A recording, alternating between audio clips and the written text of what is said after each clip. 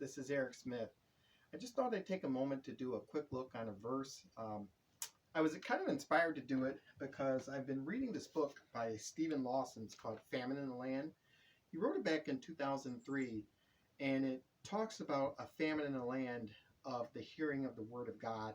It's a book that talks about how expository preaching is really important. Really good book. I would recommend it.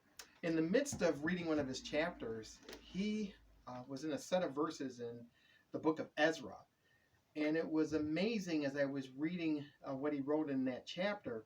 But when I opened up to the book of Ezra, the very verse that he was talking about, I have circled. And I thought, you know what? I should do a really quick look on it. So this is the Word of God. This is Ezra chapter 7, verse 10. It says, "For Ezra had prepared his heart to seek the law of the Lord and to do it and to teach in Israel statutes and judgments."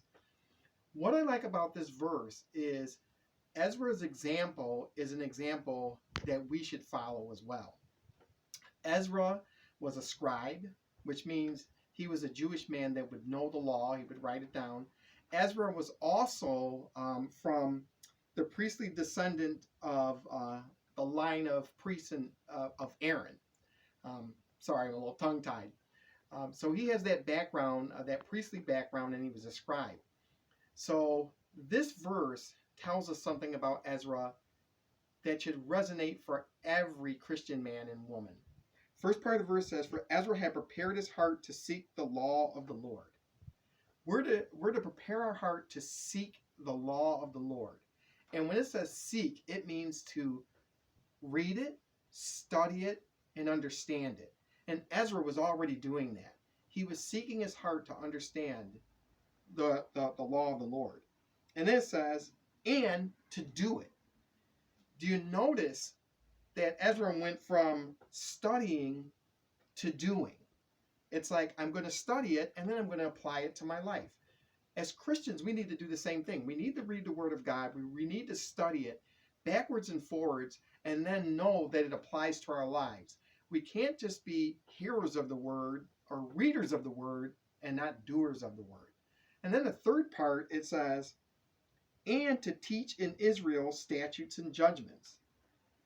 The natural progression of studying the Word and then applying the Word is actually instructing people in the Word. If I instruct my children or my wife in the Word, I have to seek the Word and study it, and I have to be applying it to my own life. And in that way, I can go from being a student to being a person that lives my life like that to a person that teaches the Word. All Christians should have that progression. Now, does that mean all Christians need to be Bible teachers and they need to be pastors? No, it doesn't. But you know what? Husbands can teach their wives. Fathers can teach their kids. Women can teach their children. Women can teach other children. Women can teach other women. Men can teach other women. Older men can teach younger men. Older women can teach younger women. Do you see the pattern? We study the Word of God to understand it. Then we apply it to our lives because we don't want to be hypocrites. We don't want to study something and then not believe the truth of it and then do it. And then we turn around and teach it. And as long as we're doing that as Christians, we are exhorting and helping other believers in their sanctification because we're sanctified by the Word of God. So I love this verse. Ezra 7:10, it talks about Ezra the scribe, Ezra from the priestly line, studying the Word of God, applying it to his life, and then instructing others in it. And as Christians, we really need to do that. So this was a quick look, Ezra 7:10. As always, if you like our videos and you have not subscribed to my channel yet, hit the button. If you want to leave any comments, concerns, or questions, please do so. I'd love to read them. But do not be snarky. Please do not be profane. We want to be Christ-like in everything we say and do. And as this verse says, let's go out and study the Word of God. Let's apply it to our lives, and then let's teach others. Particularly going out and giving the gospel of Jesus Christ to the lost. Because unless they hear the Word of God, unless they hear the word of the gospel, they're not going to be saved, because that's the means that God uses. So thank you for listening, and God bless.